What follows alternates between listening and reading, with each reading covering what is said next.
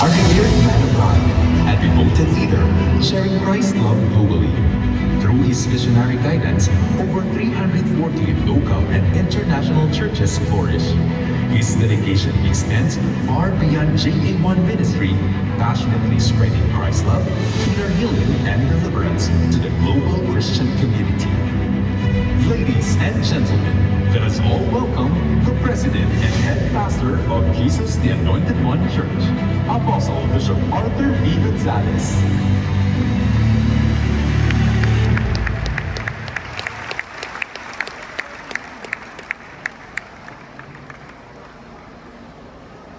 The Lord our God is our Maker. He's a victorious God. His plan and His desire is unstoppable. And we have to give Him all the glory and all the honor and all the thanksgiving for His unstoppable blessings. Amen. Amen. Hallelujah. The Bible says in the book of Luke chapter 4, verse 18 up to 19, the Spirit of the Lord is upon me because He has anointed me to preach the gospel to the poor. He has sent me to heal the brokenhearted, to preach deliverance to the captives and recovering of sight to the blind, to set at liberty them that are bruised, and to proclaim the acceptable year of the Lord. Our God is Jesus, is the anointed one, the miracle-working God.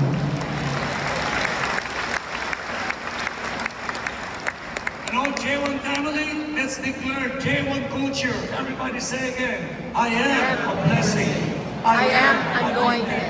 I am a deliverer. I am a good follower. I don't destroy, I build. I'm not seasonal. I appreciate everyone, everything. I am part of something big. I'm in partnership with Christ, and I am not excluded. JB1 Culture. Muli pa nagpakayo.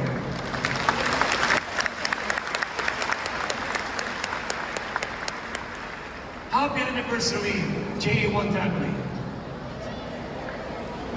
Happy anniversary to all JA1 people around the globe.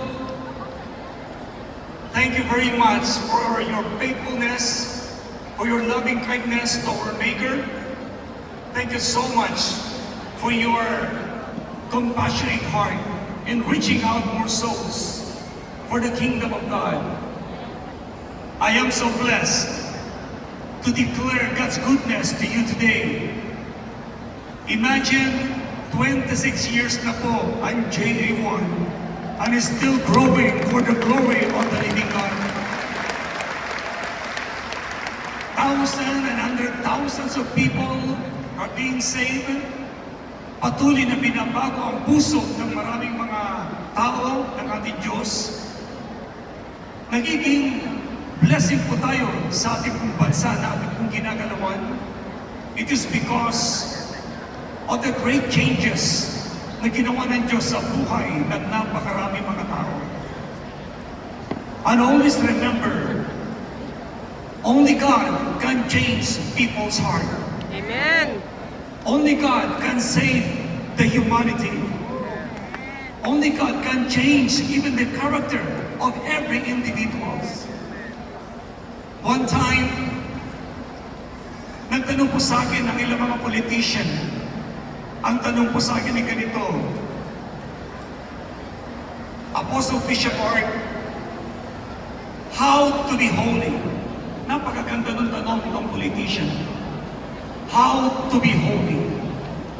Ang sabi ko sa kanya, come on guys, listen carefully. Ang sabi ko sa kanya, any individual cannot make themselves holy unless they have the Holy Spirit. Am I right?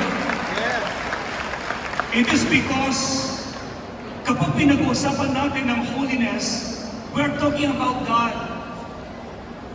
The Holy Spirit of God na siyang pwede lamang pong magpabanal sa buhay ng tao. Because the Lord God said, apart from me, you can do nothing.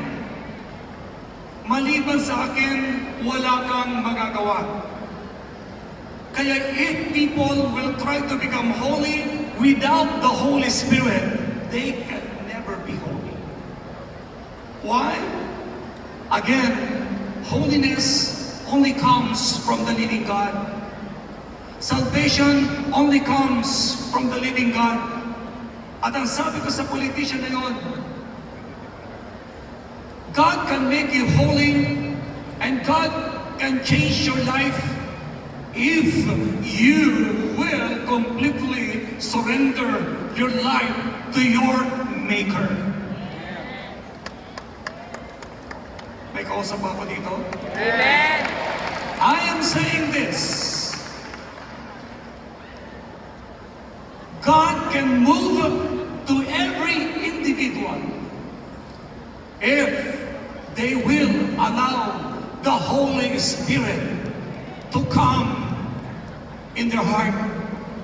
Why? Ang Diyos ang lumikha sa tao. Hindi ang tao ang lumikha sa kanyang buhay. Diyos lang. Kaya, kung gusto mong maayos ka, ang Diyos lang ang pwede mong lapitan para ayusin niya ang buhay mo. Not the politician, not the president, not the leaders of the land can make people holy. Only the Most High God, the Creator of humanity.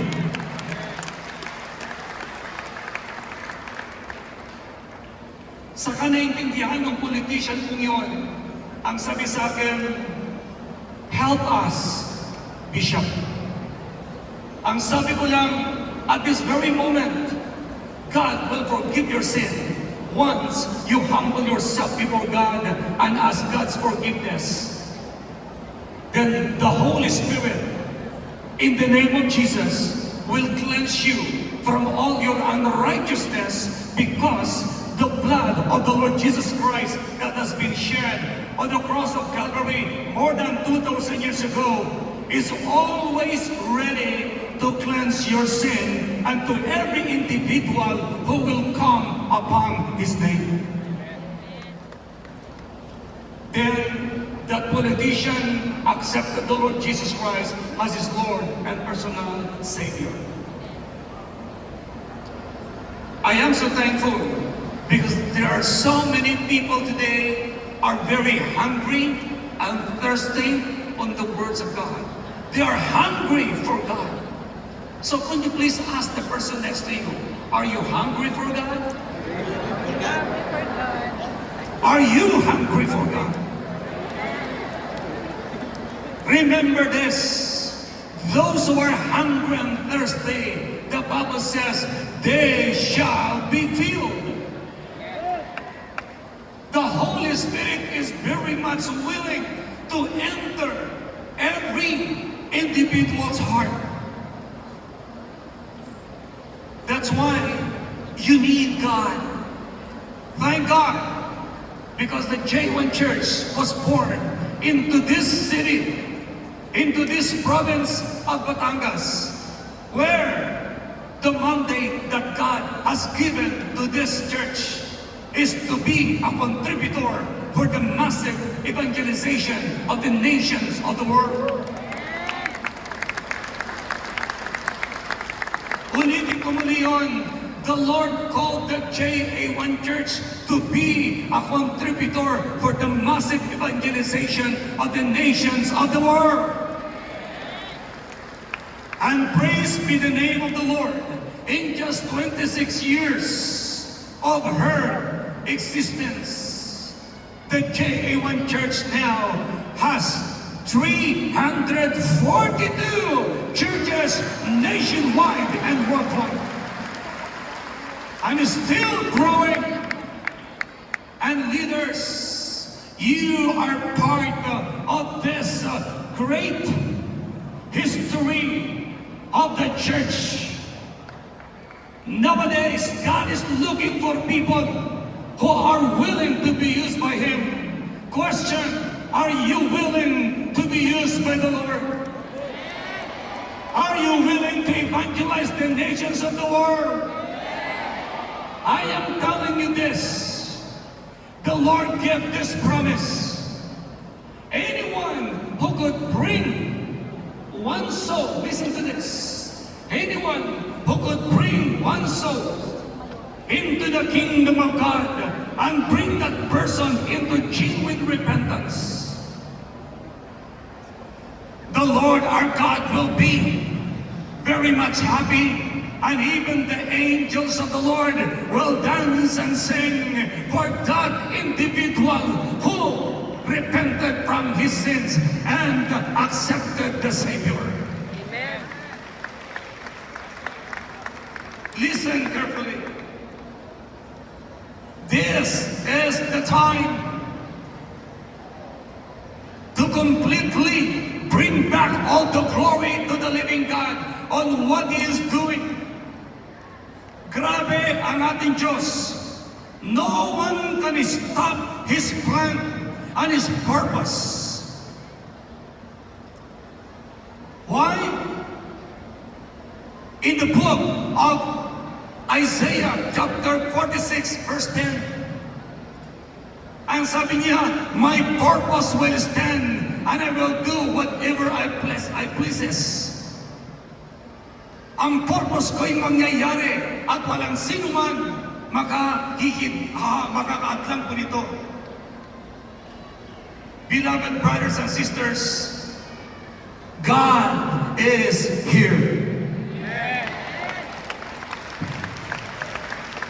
Before I completely declare to you and deliver to you the message of God today, I just want to thank God for these people whom I believe they are part of the ministry. And we have some of the visitors here. We have some visitors. Nandito po ang former executive secretary ng ating pong President PDBM. Alipa ko si Attorney Vic Rodriguez. To my place, sir. Praise the Lord. Thank you, sir. And he's running for senators. Of course, narito po ang ating pong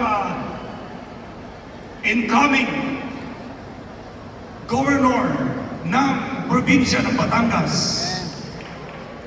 At present, he is the Vice Mayor of Batas Takahoy, and he will be the next governor of this province, Governor J. Manalo Ilagan.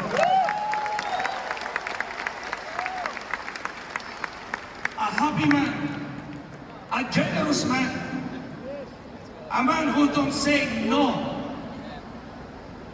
a man who decide even in a 30 seconds, he could say yes right away for those people who are seeking help. He's a man. At the same time, he is our brother and a JA1 man. Siya po ay JA1 member. And of course, narito rin po ang tumatagpong, isa rin po siyang kaibigan, tumatagpo po siya na board member, no other than, we call him Vic or Vicente Cantos. Ano po siya? Thank you. And of course, ang ating pong magiting, subok na matatag, subok na matibay, at sa lahat ng larangan ng paglilingkod niya sa probinsyang ito ay naging matagumpay. Praise the Lord, awal ng kupas na naging trending. Naging trending po ito nung siya pinag-asawa. Alam niyo na po yan. Okay? Ang ating pong minamahal na Governor Dudo Mantanas. Praise God. Of course, nakasama po niya ang kanya pong may bahay, si Attorney Angelica. Ayan. Praise the Lord. God bless you. Sila po naging trending sa when it comes to his kissing. The kissing of the year. Of course, mas hindi ko i-mention po ito, ang ating pong membro, si Eileen Montalvo. Yeah, she is here. God bless you.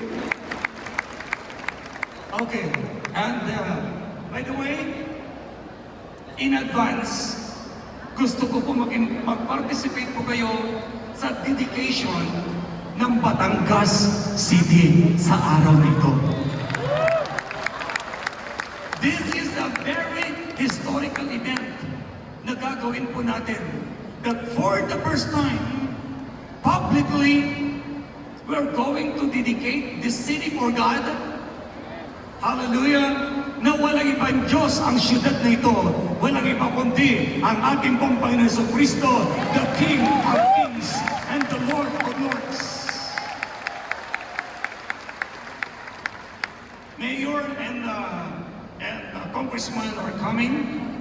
So now, listen carefully to the message of God. Are you there? Amen. At sabi mo sa katabi mo, listen carefully. Listen carefully. Listen to the message. All right. Ako ba excited? Ibang klase ito. Excited po ako. You know why? The unstoppable move of God will going to manifest to every individual who seeks first God's kingdom and His righteousness today. Listen carefully. In Isaiah chapter 46 verse 10 says, only I can tell you the future before even happens. Ulitin ko muli.